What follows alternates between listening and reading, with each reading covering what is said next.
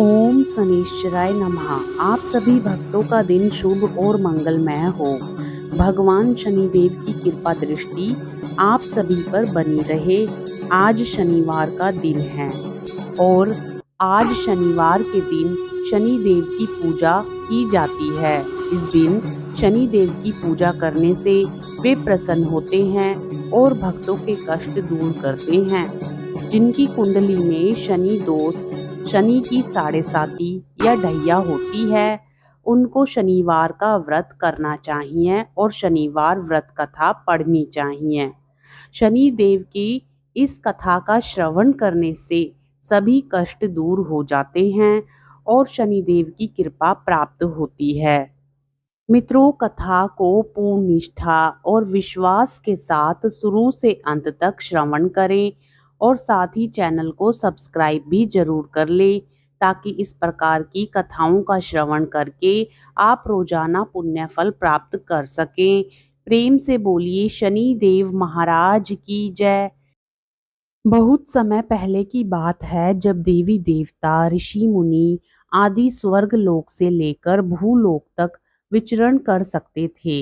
एक बार स्वर्ग लोक में वास कर रहे 9 ग्रहों के बीच विवाद छिड़ गया कि सबसे बड़ा और शक्तिशाली ग्रह कौन है। विवाद जब ज्यादा बढ़ गया और नवग्रहों के आपस में विवाद होने से जनजीवन प्रभावित होने लगा, तब देवराज इंद्र ने उन्हें दरबार में बुलाया और उनकी समस्या को सुना, परंतु उनके पास भी इसका समाधान नहीं था। उन्होंने नवग्रहों से कहा कि आप लोग भूलोक में राजा विक्रमादित्य के पास जाएं, वही आपको इसका जवाब देंगे। नवग्रह राजा के पास पहुंचे। उन्होंने सवाल किया कि कौन सा ग्रह सबसे बड़ा बलवान है और बड़ा है। विक्रमादित्य पहले तो थोड़ा घबराए, फिर उन्होंने सोचा कि अगर वह कोई भी जवाब देते हैं तो ये आपस में ही बैर कर बैठेंगे। इसलिए उन्होंने अपनी सूझबूझ से एक उपाय निकाला। उन्होंने प्रत्येक ग्रह के लिए सोने, चांदी और लोहे के सिंहासन बनवाए और कहा कि जिसका जो भी आसन है धारण करें। जिसका सिंहासन सबसे पहले है, सोने का है, वह सबसे बड़ा है। जिसका सबसे पीछे है, वह सबसे छोटा है। अब लोहे का सिंहासन सबसे पीछे था, जो कि शनि देव के लिए था। लोहे का सिंहासन सबसे पीछे देखकर शनि देव नाराज हो गए।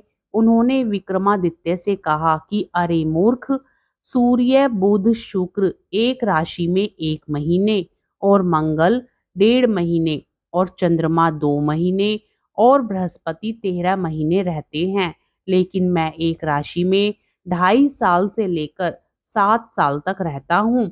तुमने मेरा अपमान किया है, जो ठीक नहीं है। यह कहकर शनिदेव अंतर्ध्यान हो गए। अब वह दिन भी आ गया जब विक्रमादित्य पर शनि की साढ़े साती की दशा आई। अब शनिदेव घोड़ा व्यापारी के रूप में विक्रमादित्य की नगरी में जा पहुंचे। विक्रमादित्य ने घोड़ा पसंद किया और उस पर सवार हो गए। घोड़े पर सवार होते ही घोड़े को पंख लग गए और वह राजन को सुदूर वन में ले गया और वहां पटक कर अदृश्य हो गया। विक्रमादित्य घने जंगल में रास्ता भटक गए और राज्य लौटने का रास्ता भी भूल गए। तब एक चरवाहा दिखाई दिया और अपनी अंगूठी देकर उससे पानी पिया और पास के नगर जाने का रास्ता पूछा। चलते चलते राजा थक गए और एक सेठ की दुकान पर जाकर बैठ गए। उनके बैठते ही अचानक दुकान पर आने वालों की संख्या बढ़ने लगी। सेठ ने सोचा यह व्यक्ति तो बहुत ही भाग्यशाली है, इसलिए सेठ ने राजा को रोक लिया और उनसे भोजन ग्रहण करने का अनुरोध किया। सेठ राजा को भोजन करता हुआ छोड़कर थोड़ी देर के लिए बाहर चला गया। अब खाते खाते विक्रमादित्य ने देखा कि खूंटी पर टंगे हार को खूंटी निगल रही है। सेठ जब वापस आया तो हार गायब देखकर उसे राजा पर शक हुआ। उसने नगर के सैनिक को बुलवाकर विक्रमादित्य को उनके हवाले कर दिया। नगर के राजा ने विक्रमादित्य के हाथ पैर कटवाने का आदेश दे दिया। अब राजा की हालत बहुत बुरी हो गई। इतने में एक तैली उधर से गुजरा और उसे विक्रमादित्य पर रहम आ गई। उसने उसे अपने कोल्हू पर बिठा दिया और बैलों को हाँकने का काम दे दिया। इससे विक्रमादित्य को 2 जून की रोटी मिलने का जुगाड़ बन गया। धीरे धीरे राजा का बुरा वक्त गुजरने लगा और शनि की दशा समाप्त हो गई। वर्षा ऋतु आई, मेघ छाने लगे और एक रात विक्रमादित्य मल्हार गाने लगे कि वहीं पास से राजकुमारी मन भावनी की सवारी निकल रही थी। जैसे ही राजकुमारी के कानों में विक्रमादित्य के स्वर पड़े, वह मुग्ध हो गई। उसने दासी को भेजा तो पता चला कि विक्रमादित्य अपंग हैं, लेकिन राजकुमारी ने विक्रमादित्य से विवाह करने की ही ठान ली और आखिरकार विक्रमादित्य और मन भावनी का विवाह संपन्न हो गया। विवाह के बाद राजा विक्रमादित्य और राजकुमारी तेली के घर में रहने लगे। उसी रात स्वप्न में शनिदेव राजा को दिखाई दिए और उन्होंने कहा कि राजा, तुमने मेरा प्रकोप देख लिया।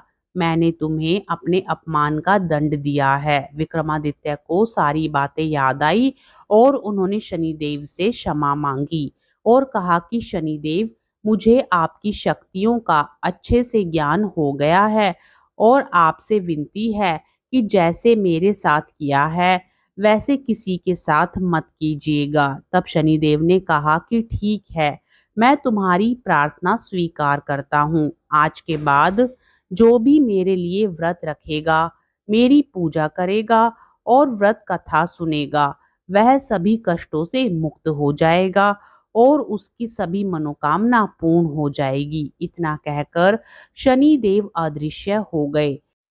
जब राजा सुबह उठे तो उनके हाथ पैर ठीक हो गए और यह देखकर राजकुमारी की खुशी का ठिकाना नहीं रहा। तब विक्रमादित्य ने मन भावनी को अपनी पूरी आप बीती सुनाई। इसके बाद राजा ने अपने राज्य लौटने की इच्छा जताई। इधर सेठ को जब इस बात का पता चला तो वह दौड़ता चला आया और राजा से माफी मांगने लगा। तब विक्रमादित्य ने उसे क्षमा कर दिया, क्योंकि वह जानते थे कि यह सब शनिदेव की प्रकोप की वजह से हुआ है। अब सेठ ने राजा को दोबारा भोजन का निमंत्रण दिया। यहाँ भी सबके सामने चमत्कार हुआ। जो हार खूंटी ने पहले निगल लिया था, वह उस हार को वापस उगल रही थी। सबने शनिदेव की इस माया को देखकर नमन किया।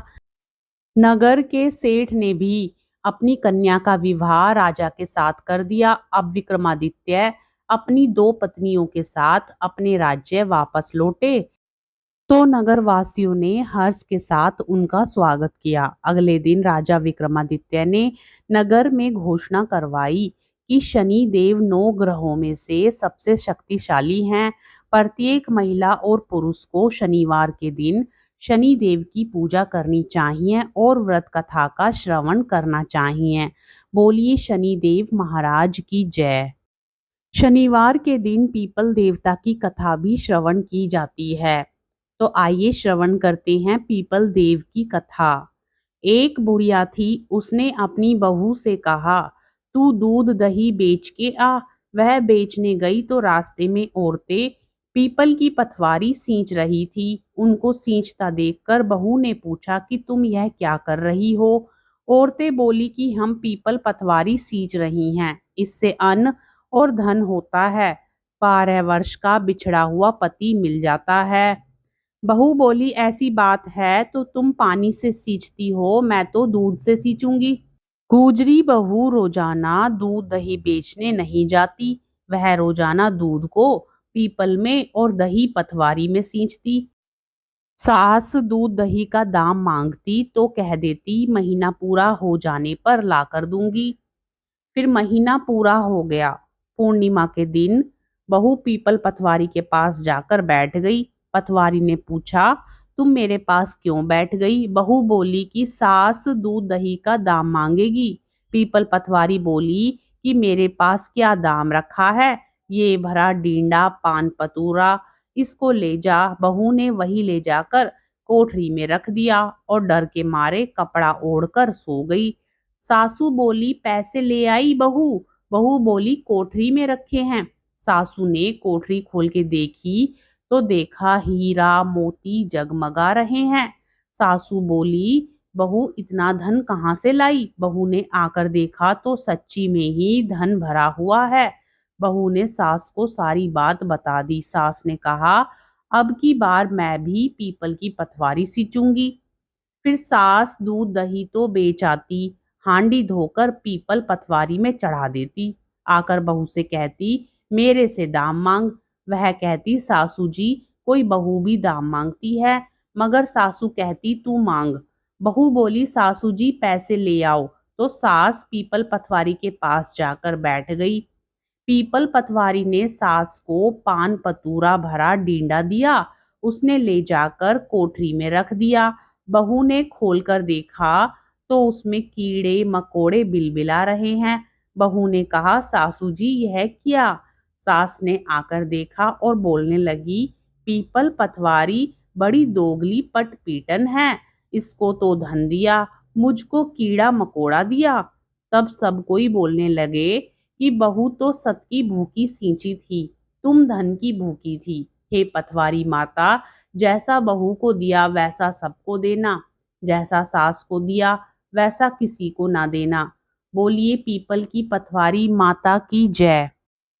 हरे कृष्णा, राधे राधे। हम आशा करते हैं कि आपको कथा पसंद आई होगी। कथा पसंद आए तो वीडियो को लाइक जरूर करें, चैनल को सब्सक्राइब करें और साथ ही वीडियो को ज़्यादा से ज़्यादा शेयर करने की कृपा करें।